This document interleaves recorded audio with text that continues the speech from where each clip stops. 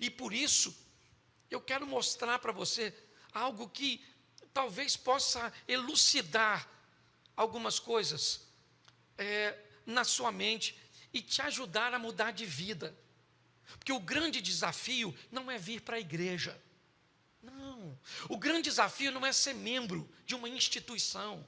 Não, um grande desafio não é prestar um nível de serviço. Não, o grande desafio é ter um nível de mudança que faça com que outras pessoas sejam alcançadas por aquilo que me alcançou, que sejam atingidas por aquilo que me atingiu.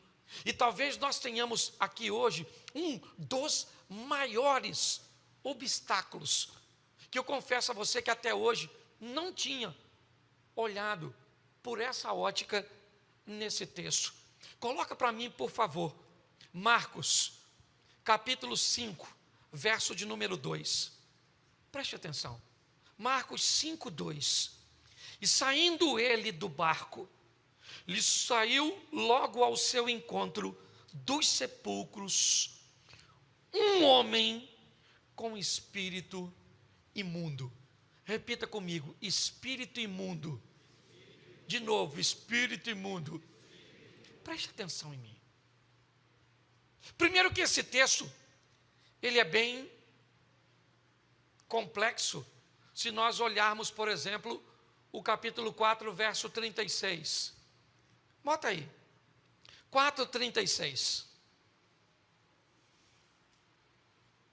Isso, você está no 5:2, volta por 4. Isso. E eles, deixando a multidão, o levaram consigo assim como estava no barco, mas havia também com ele outros barquinhos. Preste atenção, Cafarnaum ou Tabita, uma dessas duas cidades. Jesus está envolto numa multidão. Ele é popstar. Ele está maximizando o seu alcance de projeção e de expansão da mensagem. O ambiente é propício. Ele está lotado, um cultão. E agora ele entra no barco e vai do outro lado. Capítulo 5, verso 2. Um homem. Preste atenção, não era essa. Eu não faria isso. Você não faria isso. O que você e eu faríamos era deixar esse indivíduo, que não tinha nenhuma expressão, nenhuma posição social, ele não era um Pôncio Pilatos, ele não era um César, ele não era um governador, ele não era um senador, ele não era ninguém. O que eu e você faríamos é pegar o barco de Decápolis e sair de perto desse homem e ir do outro lado, onde tem muita gente para te ouvir, muita gente para te ovacionar, muita gente para reconhecer seu ministério.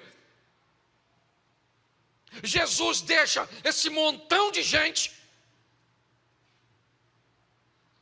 Seja franco. Se você tivesse a oportunidade de pregar para 20 pessoas ou para 2.000, qual dos dois convites você aceitaria? Ou para pregar para 2.000? Você quer maximizar seu potencial, alcançar mais pessoas. Porque nós entendemos que se tivermos uma abrangência maior, teremos mais êxito. Pois é, Jesus deixa essa multidão e vai do outro lado encontrar com um homem cheio de demônios. E eu quero falar para você, em nome de Jesus Cristo, louvado seja o Eterno por esse cara estar cheio de demônio. Porque assim que Jesus tirar os demônios desse cara, esse cara vai se tornar alguém extraordinário. E eu aprendo nessa passagem que é muito mais fácil tirar demônio das pessoas e fazer com que elas mudem de vida do que tirar as pessoas de si mesma para fazer com que elas mudem sua história. É muito mais fácil você olhar para alguém e ver uma insanidade, um comportamento incorreto, um poder maligno possuindo tal pessoa. E é isso que acontece aqui. O que as pessoas olham? Um cara nu, morando no cemitério, atacando pessoas. Um nada. É isso que ele é. Ele é Um ninguém. O problema é que Jesus não está olhando para quem ele é. Jesus está olhando para quem ele pode ser, se for alcançado pelo poder que ele tem. Você está entendendo? O que as pessoas falam a seu respeito, o que elas pensam a seu respeito, não é nada diante do que Deus sabe que pode fazer através da sua vida. Mas você sabe qual é o grande problema nosso? É que nós não temos demônio. O que nós temos é ego. O que nós temos é uma postura que faz com que o poder de Deus não consiga se manifestar. Ele não consegue fluir. Ele não consegue se desenvolver. Porque quando Jesus chega, o que esse cara tem? Ele tem espíritos malignos. Ele está nu. Ele está todo machucado. Ele está ferido. É isso. Os discípulos não sabem o que estão fazendo. É Decápolis, as 10 cidades. Lá não tem comida judaica. Lá o porco é elemento de sacrifício a deuses pagãos. O que eles estão fazendo ali? Judeus de carteirinha. Pedro, Tiago, João, André, Filipe, Mateus. Eles não querem estar ali, ainda mais numa situação daquela. E agora aquele homem maluco, sabe? Pô, a gente podia estar do outro lado, Cafarnaum, a casa da sogra de Pedro, lugares para fazermos uma refeição, para sermos bem recebidos. O que é que nós estamos fazendo aqui? Nós estamos aqui para mudar gente. Porque se gente resolver mudar, o inferno vai ter que recuar. Porque se gente resolver mudar, o casamento vai ser algo extraordinário. Porque se pessoas resolverem mudar, os filhos serão amados como nunca foram. Porque se pessoas quiserem mudar, a igreja vai se tornar o que precisa ser. Um campo de transformação. E é nesse ambiente que Jesus chega. Contrariando as expectativas. Porque ele é assim. O que encanta as pessoas são baús de tesouro. O que encanta Jesus é a oferta da viúva. Por isso que é difícil conviver. Os meus pensamentos não são os vossos pensamentos, os meus caminhos não são os vossos caminhos, e eu não vejo como você vê. Como é que nós vamos andar com alguém que pensa, vê e reage diferente de nós? Alguém vai ter que mudar, a mudança vai ter que acontecer. Mas sabe qual é o problema? Tem alguém esperando você mudar. Tem alguém esperando que algo aconteça com você. O problema é que não tem um demônio em você. Não. Se fosse um demônio, nós faríamos um exorcismo. Se fosse um demônio, seria muito mais fácil. Porque foi o demônio que roubou a sua santidade. Foi o demônio que roubou a sua vontade de estudar. Foi o demônio que se apoderou da sua vida e agora ele subjugou você. Pois é, se ele for embora, você estava nu e vai se vestir. Se ele for embora, você estava insano e agora vai viver uma vida tranquila. O problema é que quando não tem o demônio. O problema é que quando quem está aqui dentro é o Cláudio. E o Cláudio que vai querer que as coisas aconteçam ao tempo dele, da maneira dele, do jeito dele.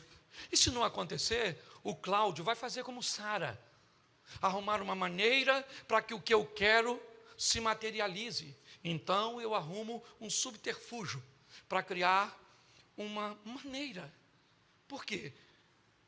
Porque Deus não está no modelo que eu gostaria que tivesse. Você já ouviu dizer que o demônio tomou o coração da Sara? Não tinha demônio na Sara. O que tinha era uma Sara que não estava satisfeita com o que Deus estava fazendo. O grande desafio, na verdade, é só esse. É porque eu e você descobrimos que o modelo que Deus criou não é dos melhores, ele não me agrada muito, Então, ele vai entrar em choque com o que eu quero, ou com o que eu vou fazer. Quando não tem isso, como é que é seu nome? Ah, o meu nome é Legião, porque nós somos um montão. Ok, sai dele agora. Sai dele agora. Acabou, acabou. Eu vim aqui para expulsar você da vida dele, porque é você que está estragando a vida dele. Vai embora agora e acabou. Pronto. E agora? Agora eu estou nu. Caraca, eu estou nu. Arruma uma roupa para ele aí, porque ele está arrependido de estar nu. Agora ele está vestido. Agora ele se senta e vai bater um papo e vai conversar. E agora ele está aqui. Bom, tá joia. Mas para ele estar desse jeito, o que aconteceu? 2.000 porcos morreram. Bom, aí tem problema. Porque como é que esse camarada está legal? Eu não quero saber se ele está legal, eu quero saber cadê os porcos. Por quê? Porque bicho vale mais do que pessoa. Porque planta vale mais do que pessoas. Sim, com todo respeito, eu não uso um sapato numa pele de um animal, mas eu sou a favor do aborto. Não tem coerência. Sabe? É quando Jesus cura o paralítico e alguém diz, mas era sábado. Ô, irmão, esquece o sábado. O cara era paralítico e agora o cara está andando. Não, mas não pode porque é sábado. Irmão, tem alguma coisa de errado com você. Tem alguma coisa de errado com você. Você não está entendendo o bem coletivo. 70% dos 10 mandamentos falam do bem coletivo. Tem alguma coisa de errado no sistema. Quando nós olhamos para esse ambiente, o que nós estamos vendo? Um cara sentado, e tem gente preocupado com um porco que morreu afogado. E agora chegou a hora de Jesus ir embora. Ele não vai ficar ali muito tempo. Ele vai embora. E quando ele vai embora, o ex-endemoniado, o outrora endemoniado, o outrora nu, chama Jesus e diz, eu preciso que o Senhor me leve. Eu preciso ir com o Senhor. Não faz sentido eu continuar desse lado. Deixa eu entrar nesse barco e ir contigo. Deixa. Me permita. Jesus disse, não. Você não vai comigo. Porque na minha equipe, eu não tenho ninguém capaz de ficar desse lado. Eu não tenho. Todo mundo que eu tenho aqui é preconceituoso o suficiente para achar que o povo daqui não merece salvação. Então eu vim aqui, enfrentei uma tempestade, a incredulidade dos meus discípulos, a incompreensão do dono dos porcos e todo esse furdunço que está instaurado, porque eu vi em você um potencial que ninguém viu. Porque eu sabia que a única coisa que você tinha era demônio. Mas sem demônio, você conseguiria fazer uma entrega total e não parcial. E não abrir uma concessão. Então, vá para a sua casa, vá para os seus e mostre para eles. Marcos 5:20. Marcos 5, verso 20. E ele foi e começou a anunciar em Decápolis quão grandes coisas Jesus lhe fizera, e todos se maravilharam. Você sabe por quê? Porque depois dessa ocasião, ele nunca mais andou pelado. Você sabe por quê? Porque depois dessa ocasião, ele nunca mais atacou ninguém. Você sabe por quê? Porque depois dessa ocasião, ele se tornou um cidadão capaz de conviver de uma forma satisfatória na sociedade. Esse camarada não foi respeitado porque falava língua estranha. Não estou desmerecendo os dons. Eu só estou dizendo que o que fez esse cara impressionar uma cidade pagã foi a mudança que ele conseguiu viver quando o demônio saiu e Jesus entrou. Você sabe, e eu falo isso com muito pesar e me colocando, o grande problema é que nós não temos demônio. O que tem é alguém dentro de nós, cerceando, limitando, estabelecendo fronteiras, dizendo que nível de ocupação é que vai acontecer. Até aqui o senhor pode ir, até aqui o senhor vai, ó, no meu dinheiro o senhor só vai até aqui, no meu temperamento o senhor só vai até aqui, na minha rede social o senhor só vai até aqui, o senhor, aqui eu estabeleço os limites. Eu gosto desse negócio de brincar de igreja, eu gosto de ir lá, eu gosto de ver. E o que tem nesse cara? Um demônio? Não, o que tem é ele, o que tem é ela. Aí ela vai postar um nude, aí a postura, porque não tem a ver com o demônio, tem a ver com a pessoa, sabe? Judas não tinha um demônio, o que tinha era o Judas, entendeu? Se tivesse um demônio no Judas, era expulsar o demônio e está tudo certo, o traidor ia embora. Mas não era um demônio, era o cara, era o caráter, era a postura. E é isso que nós estamos vendo aqui. O texto diz que ele começa a anunciar em Decápolis. Capítulo 7, verso 31, mais 2 versículos, eu termino. Capítulo 7, verso 31. 2 anos e meio depois desta visita, do capítulo 5, verso 1, chegaram à província dos Gadarenos. 2 anos e meio depois, Jesus volta a Decápolis, Tiro e Sidom, e ele vai pelo mar da Galileia, pelos confins de Decápolis. Ele vai retornar para Decápolis. O que vai acontecer agora, ele vai curar um gago surdo, e ele vai fazer a segunda multiplicação dos pães. E preste atenção nesse texto agora. Onde acontece a primeira multiplicação dos pães? Cafarnaum, sobram 12 cestos, simbolizando o ministério de Jesus, as 12 tribos de Israel. Segunda multiplicação dos pães acontece aqui, Decápolis, 7 cestos vão sobrar, e preste atenção no capítulo 8, verso 9. 8, 9.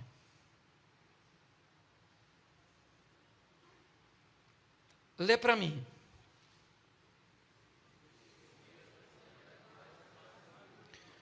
Os que comeram eram quase. Tá. Há 2 anos e meio atrás, aproximadamente, Jesus atraca seu barco em Decápolis para ter um encontro com um cara que andava nu, atacava pessoas e era considerado louco. 2 anos e meio depois do encontro, Jesus volta para Decápolis, encontra 4.000 homens, sem falar mulheres e crianças, interessadíssimo em ouvir o que Jesus tinha a dizer.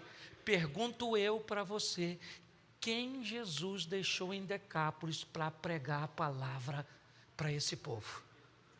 O apóstolo Paulo? O profeta Elias? Não. Um cara que ninguém dava nada por ele.